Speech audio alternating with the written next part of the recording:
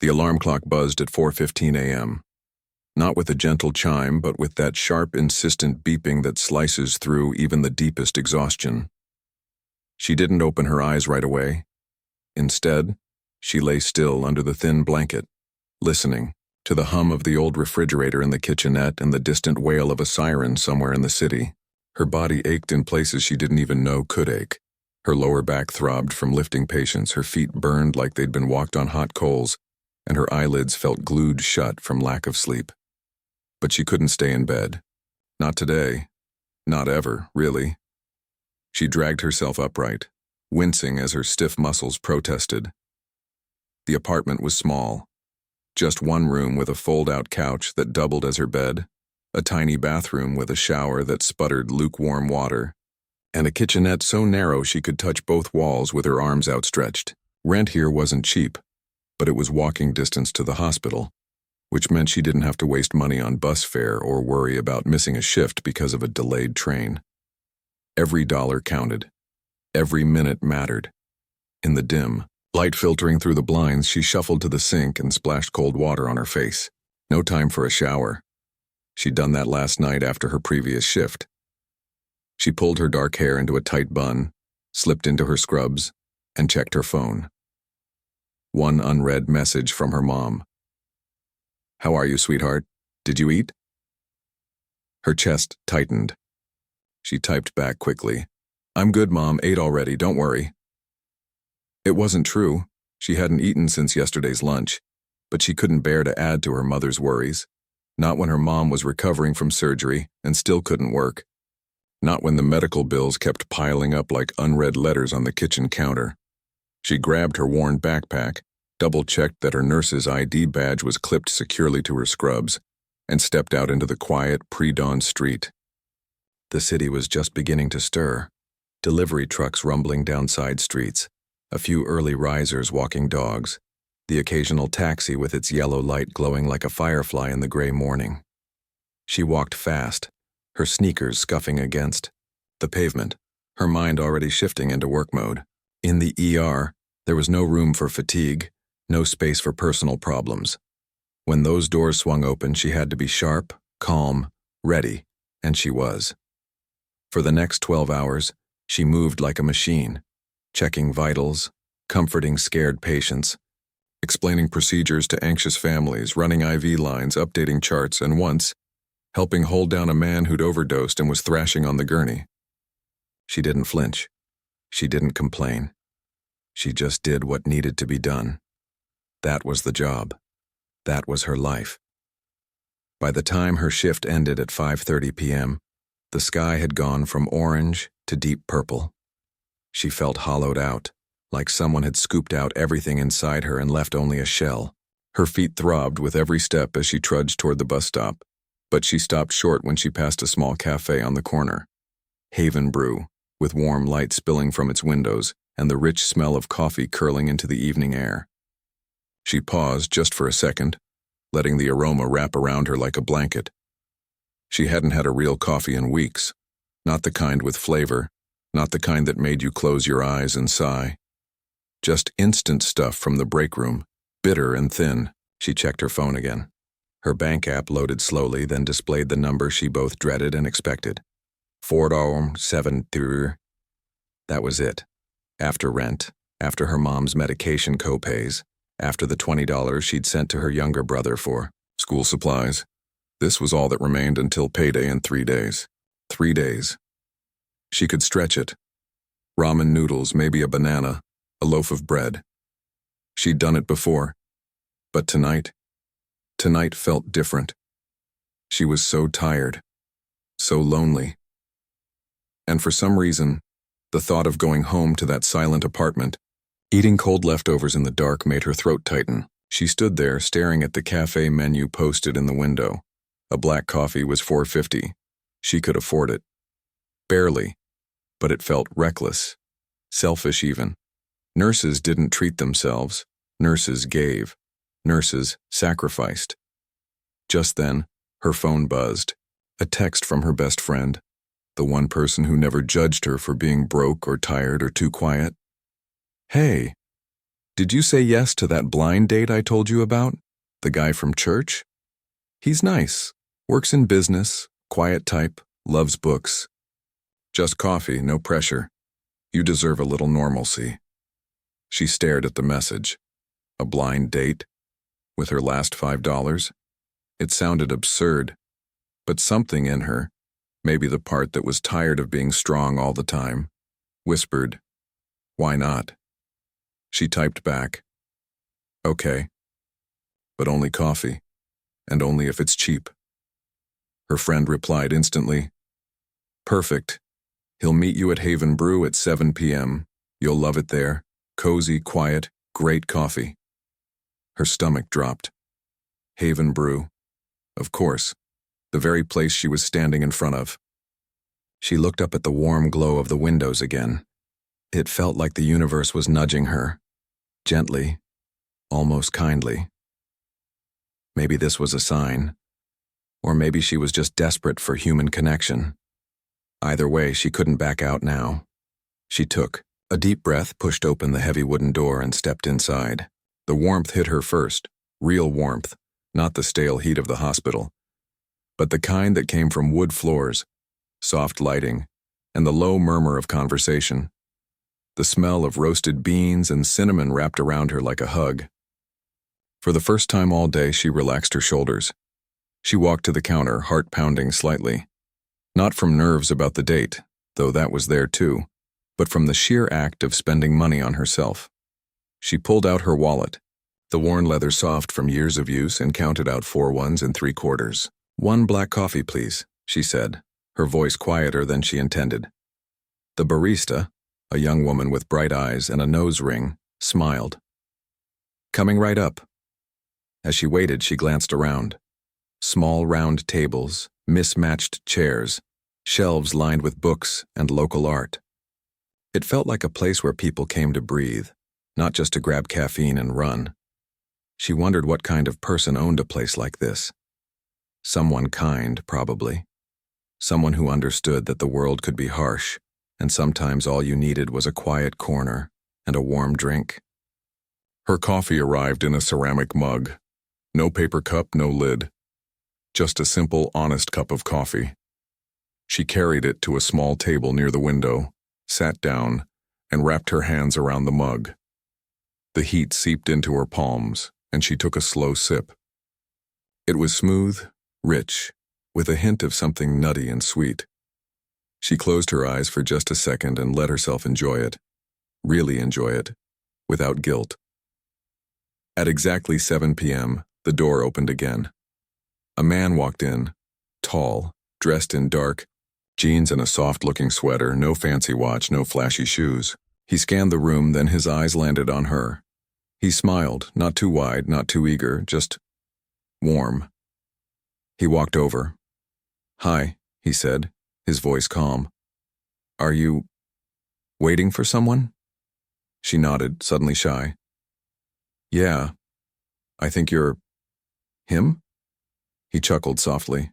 "I hope so, I'm Daniel." She introduced herself, and he sat down across from her. No awkward silence, no pressure. He asked how her day was, and for the first time in months, she didn't say fine. She told him it was long, hard, real. And he listened, not like he was waiting to talk, but like he actually cared. Outside, the city kept moving. Cars honked, people hurried home.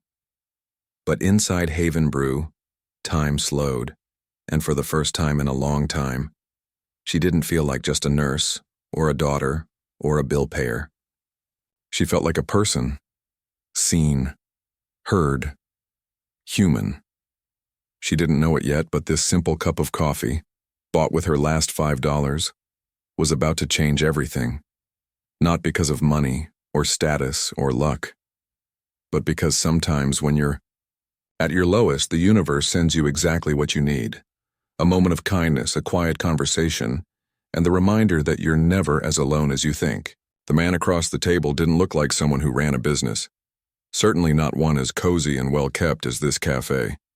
He wore no suit, no expensive watch, no shiny shoes.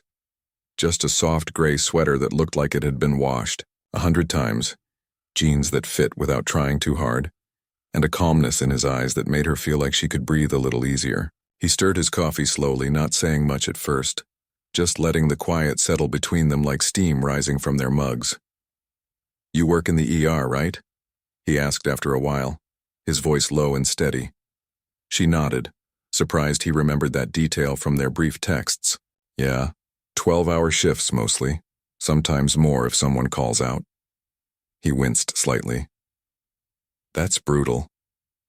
"It is," she admitted, and the honesty surprised her. She usually downplayed it, told people it was just part of the job, or not that bad. But something about the way he looked at her, like he actually wanted to understand, not just nod politely, made her drop the armor. "Last night we had 3 car accidents come in back to back. One was a kid, maybe 10 years old. Broken arm, concussion. His mom was sobbing in the hallway, just shaking. I held her hand for 20 minutes while they prepped him for x-rays. I didn't even have time to chart it. He didn't offer empty comfort like, 'Oh, you're a hero,' or, I could never do that. Instead, he just said, 'That sounds heavy.' And it was. Heavy in a way that didn't show on her face or in her posture, but sat deep in her chest like a stone. She'd gotten good at carrying it. Too good, maybe. They talked about books next, how she used to read all the time before nursing school, how now she mostly listened to audiobooks during her walk to work because her eyes were too tired at night. He said he loved old paperbacks, the kind with dog-eared pages and notes in the margins. "There's something real about them," he said. "Like someone else held this exact book and felt something while reading it. You're part of a chain." She liked that. It made her think of the patients she cared for, not as cases or charts, but as people with stories, families, favorite songs, secret dreams. She told him that, and he listened like every word mattered. Outside, the sky darkened fully and the streetlights flickered on. Inside, the cafe grew quieter as the dinner crowd thinned out. A few students lingered over laptops in the corner. An older couple shared a slice of cake at the counter. The barista wiped down the espresso machine with slow, practiced movements. It felt safe here, like a bubble where the world couldn't reach in and yank her back to reality. At one point, he asked, "Do you ever get tired of giving so much of yourself away?" She paused, her mug halfway to her lips. No one had ever asked her that before. Not really. Her coworkers joked about burnout, sure. Her mom worried she worked too hard, but no one had ever named the quiet ache of constantly pouring from an empty cup. "Every day," she said softly. "But what choice do I have? People need help. And if I don't do it, who will?" He didn't answer right away. He just looked out the window for a moment like he was weighing something. Then he turned back to her. "I think it's okay to need something for yourself too. Even if it's just a cup of coffee with someone who sees you, not just what you do." Her throat tightened. She looked down at her hands, rough from constant washing, nails short and bare. She hadn't worn polish in months. Hadn't bought new clothes in over a year. Everything was about function, not feeling. But right now, sitting across from this quiet man in a sweater, she felt seen, not as a nurse, not as a daughter holding her family together, just as a person who was tired, trying, and still showing up. They talked about small things after that. Favorite seasons. Hers was fall. His was spring.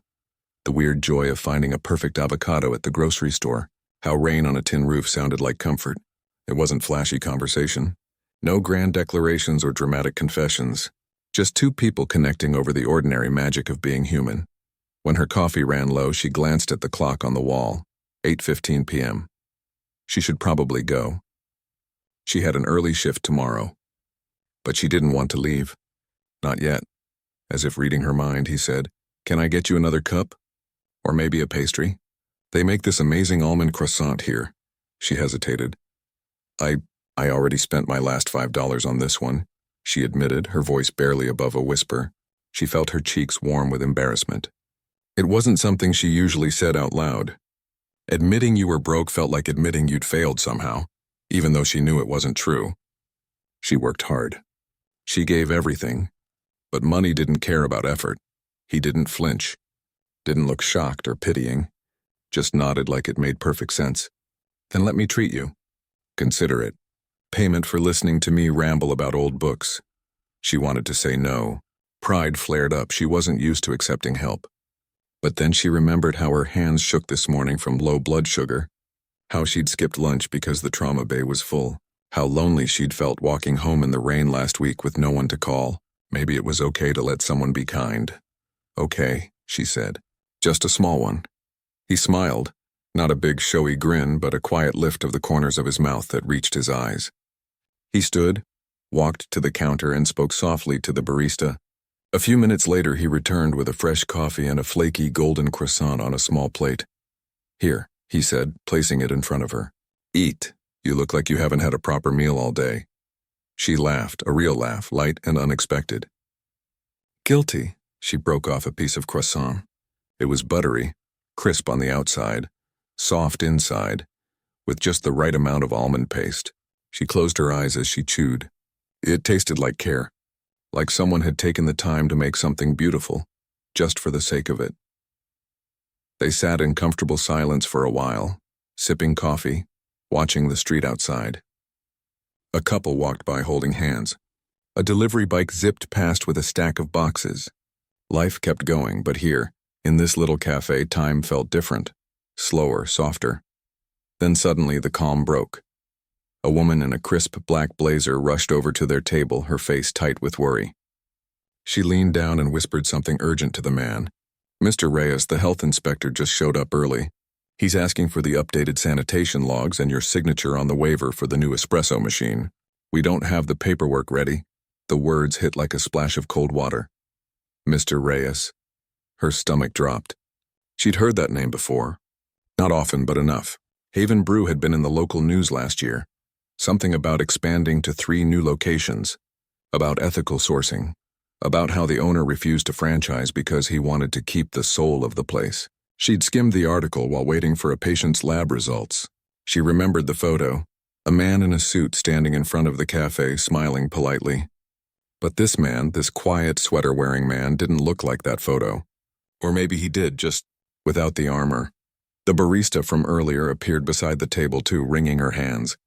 We tried calling your office, but it's okay, he said calmly, holding up a hand. I'll handle it. He turned to her, his expression gentle but apologetic.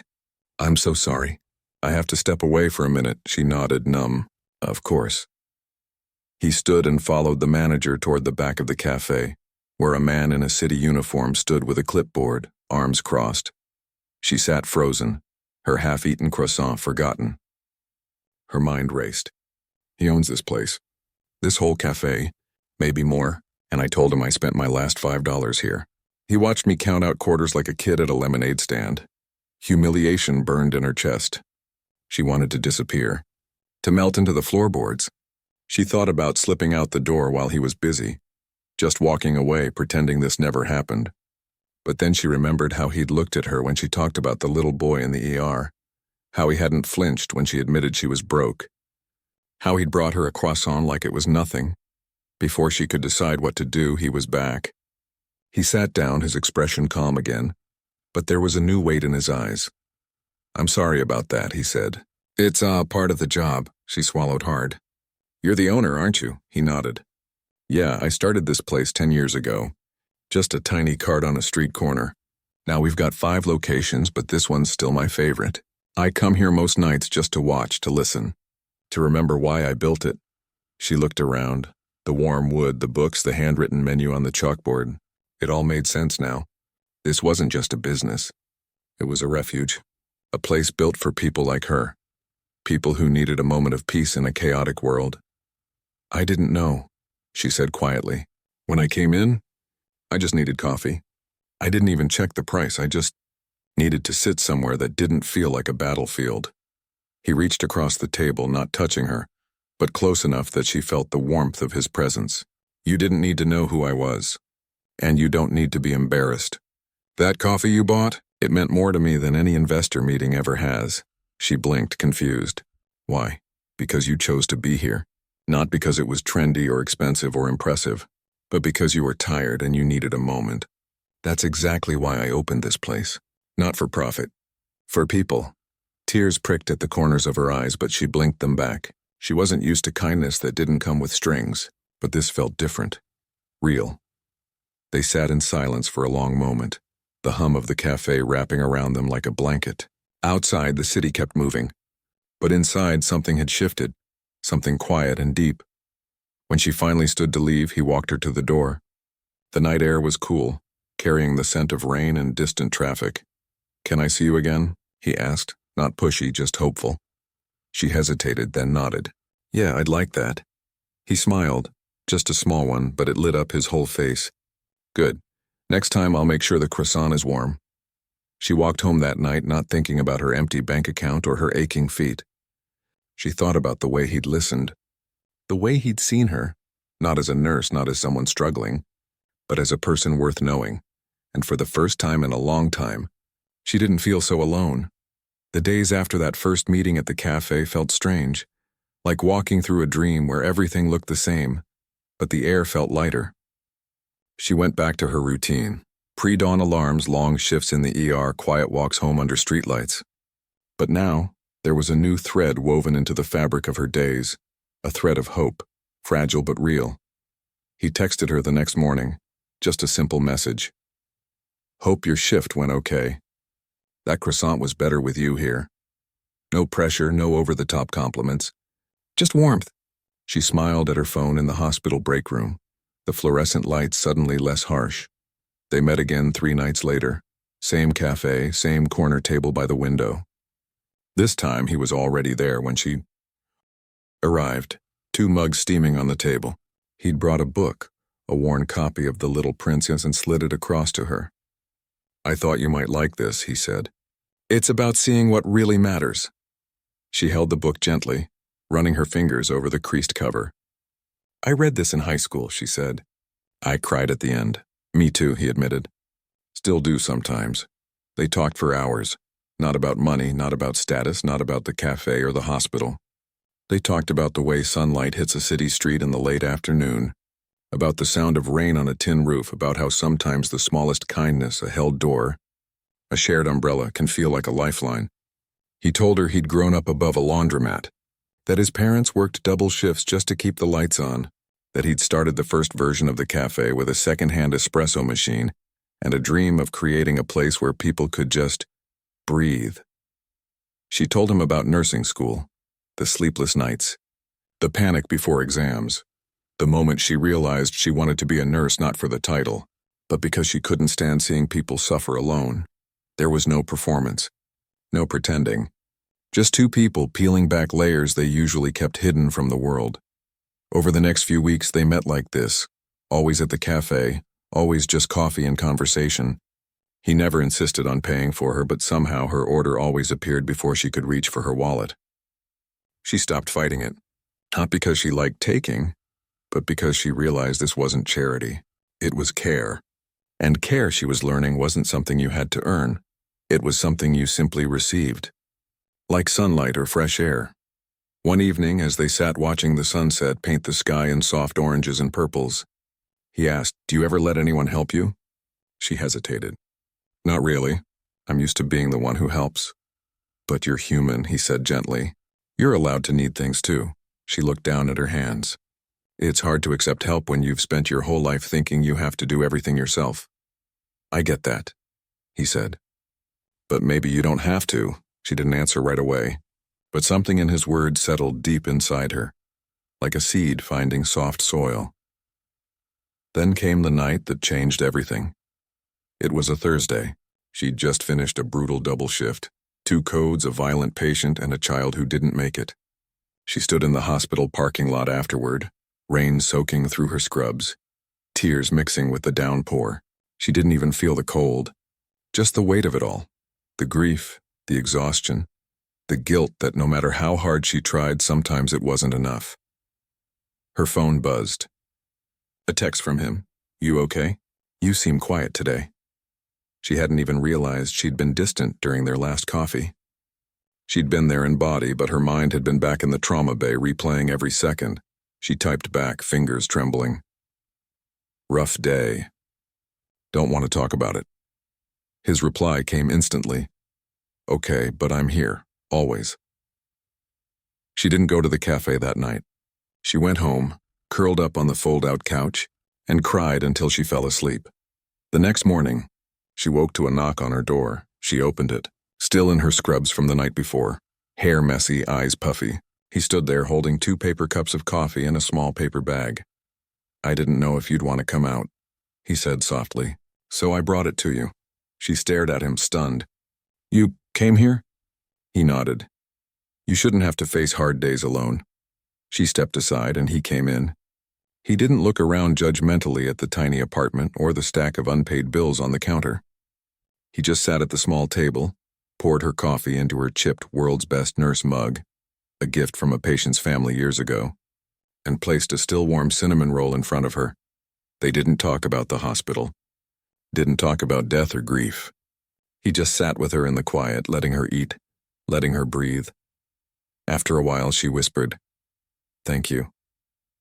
He nodded. Anytime. That moment, simple, quiet, human, was when she realized this wasn't just a fling or a distraction. This was something real. A few days later, he invited her to dinner, not at a fancy restaurant, but at a small family-owned place 2 blocks from the cafe.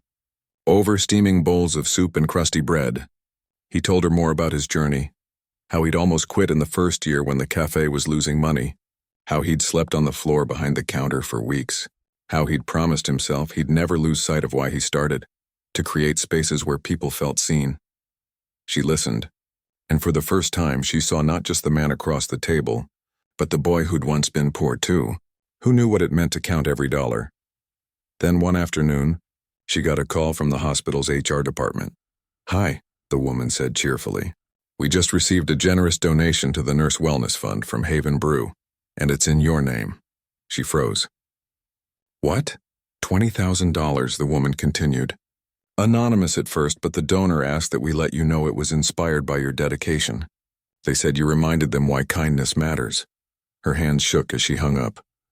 That evening, she went to the cafe. He was there, wiping down the counter like any other employee. When he saw her, he smiled. She walked straight up to him, eyes blazing. Not with anger, but with emotion too big to name. "You did that," she said. He didn't deny it. "You give so much to others. I just wanted to give something back to you and to the people you work with. But $20,000? It's not about the money," he said quietly. "It's about saying, you matter. Your work matters. You don't have to carry it all alone." Tears filled her eyes. Not tears of sadness, but of relief, like a dam finally breaking after years of holding back. She didn't say much after that. Just nodded, squeezed his hand, and sat down with her coffee. But inside, something shifted. For so long, she'd believed that being strong meant never needing help. That being worthy meant never showing weakness. But this man, this quiet, kind man who built a cafe to give people a place to rest, had shown her a different truth, that real strength isn't in never falling. It's in letting someone help you back up, and for the first time in her life, she let herself be helped. Not because she was broken, but because she was human, and that was enough. Time began to move differently after that. Not faster, not slower, but softer, like the edges of each day had been gently sanded down. She still woke before sunrise. She still walked into the ER with her badge clipped tight, and her mind ready for whatever chaos the night might bring. But now there was a quiet hum beneath it all, a sense that she wasn't just surviving, but living. The donation to the Nurse Wellness Fund changed more than just the hospital's budget. It changed the mood in the break room. Nurses started taking real lunch breaks again. Someone bought a small plant for the counter. For oxygen and sanity, they joked. A quiet nurse who rarely spoke began joining others for coffee, her shoulders less hunched, her voice a little steadier. And every time someone mentioned the gift, they'd look at her with gratitude in their eyes, not envy or suspicion. They knew she hadn't asked for it, but they also knew she'd earned it, not with words, but with years of showing up, even when she had nothing left to give. At home, things began to shift too. Her mom's recovery was going better than expected. The physical therapy was working. She'd even started cooking small meals again, simple things like rice and beans, but made with love. One evening, her mom looked up from the stove and said, "You seem lighter lately." She didn't know how to explain it, so she just smiled and said, "I am." And it was true.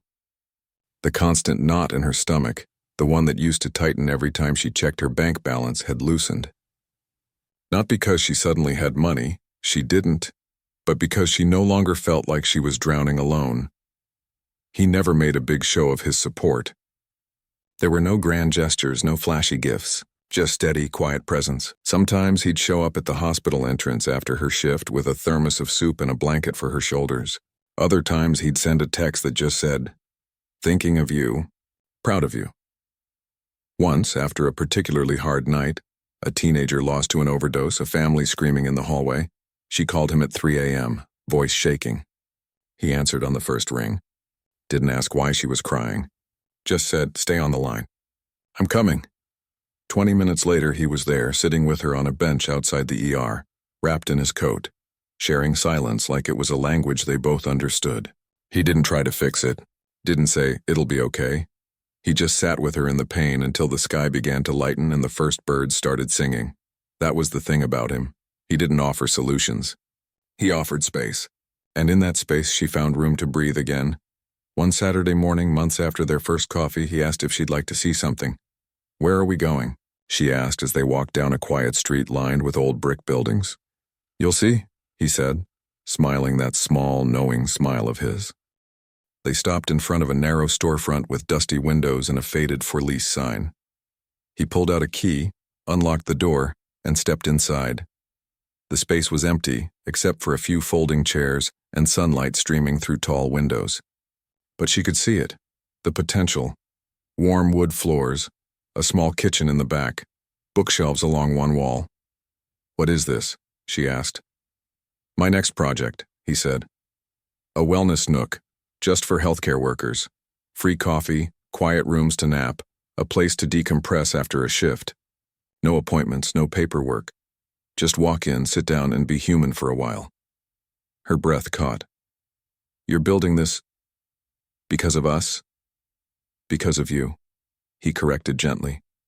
"Because I saw how hard you work, how much you carry, and I thought, maybe others need this too." She walked to the center of the room, running her hand along the windowsill. "It's perfect. I want you to help design it," he said. "You know what nurses really need, not what I imagine they need." She turned to him, eyes wide. "Me? Who better?" For the first time, she wasn't just the recipient of kindness. She was part of creating it. Over the next few weeks, they met at the empty space after her shifts. She sketched ideas. On napkins, soft lighting, soundproof pods for phone calls home, a small fridge stocked with juice and protein bars, a wall where people could leave notes of encouragement for each other. He listened to every suggestion, nodding, taking notes, never dismissing even the smallest idea. "You're good at this," he said one evening as they sat on the floor, surrounded by fabric swatches and paint samples. "At what?"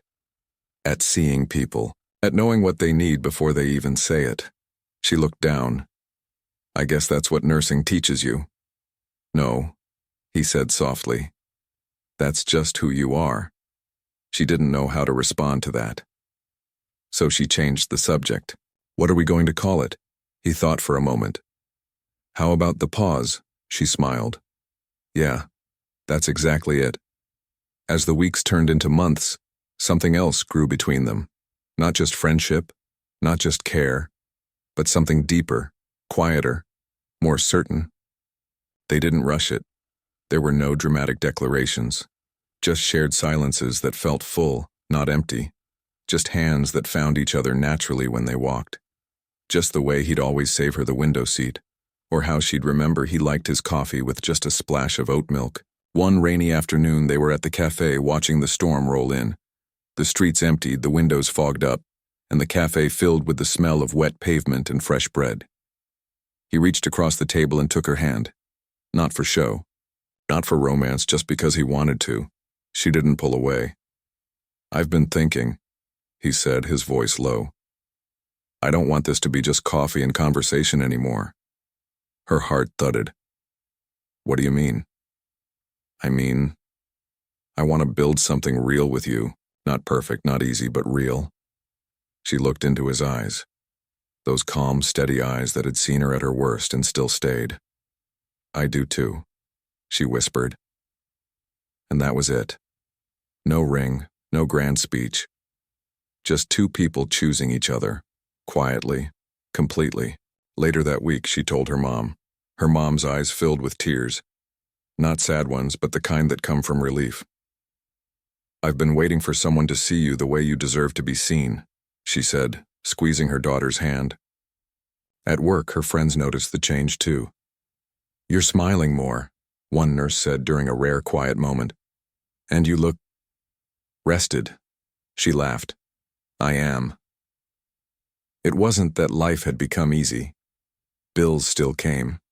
Shifts were still long. The world was still loud and messy and unfair. But now she had an anchor, not in money or status, but in a person who believed in her, not despite her struggles, but because of the strength it took to keep going through them. One evening, as they sat on her tiny fire escape sharing a bag of groceries, bread, cheese, apples, he turned to her and said, "You know, I used to think success was about building something big, a brand, a name, a legacy. And now?" she asked. "Now I think it's about building something true, like this." He gestured between them. Like the pause. Like a life where people feel seen. She leaned her head on his shoulder, watching the city lights flicker on below. For so long she'd measured her worth in hours worked, in patience helped, in debts paid down. But now she was learning a new kind of value. The kind that came from being loved not for what she did, but for who she was. And that, she realized, was the richest thing of all. A year had passed since that first night at the cafe, the night she'd walked in with just $5 and a heart too tired to hope. Now she stood outside the same window, but everything felt different. The air was crisp with early autumn, leaves swirling in golden spirals along the sidewalk, and the warm glow from inside Haven Brew spilled onto the street like an invitation. She adjusted the collar of her coat, a real coat, not the thin thrift store one she used to wear, and took a deep breath. She wasn't the same person who'd sat at that corner table, counting quarters and bracing for another lonely night. She still worked in the ER, still wore scrubs, still carried the weight of other people's pain, but now she carried it differently.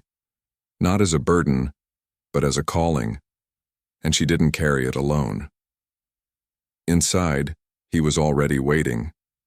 Not at their usual table, but standing near the counter talking quietly with the barista. He looked up when the bell above the door chimed, and his face softened the way it always did when he saw her, like the world had just clicked into place. She walked over, and without a word, he handed her a ceramic mug. Black coffee, just how she liked it. "Happy anniversary," he said. She smiled. "1 year since I spent my last $5 on coffee and accidentally dated the owner." "Best $5 you ever spent," he teased, but his eyes were serious. They sat by the window, the same spot where it all began. Outside, the city moved in its usual rush. People hurrying home, delivery bikes weaving through traffic, a street musician playing a soft tune on a saxophone. But inside, time slowed. She reached into her bag and pulled out 2 crisp dollar bills and 3 quarters. "My treat this time." He raised an eyebrow. "You sure?" "Yeah," she said, placing the money gently on the table. "I've got a little extra now." It wasn't much, just a few hundred saved up after her mom's medical bills were finally under control, after her brother started his first part-time job, after she'd stopped skipping meals to stretch her paycheck. But it was enough. Enough to buy coffee. Enough to feel like she could give, not just receive. He didn't argue, just nodded, like this small act meant everything. They sat in comfortable silence for a while, watching the street. Then he said, "The pause opens next week." Her chest swelled with pride. They'd worked on it for months, choosing calming paint colors, testing the most comfortable chairs, stocking the fridge with real fruit and protein bars instead of vending machine junk. Nurses from her hospital had already signed up to volunteer during their days off, just to keep the space running. It wasn't fancy, but it was theirs, a sanctuary built from empathy, not profit. "I can't wait to see it full," she said. "It already is," he replied. Every time someone walks in and takes a breath, it's full. She looked at him, really looked. The lines around his eyes from years of stress and late nights. The calluses on his hands from building shelves and fixing espresso machines. The quiet strength in the way he listened more than he spoke. He wasn't a CEO in that moment.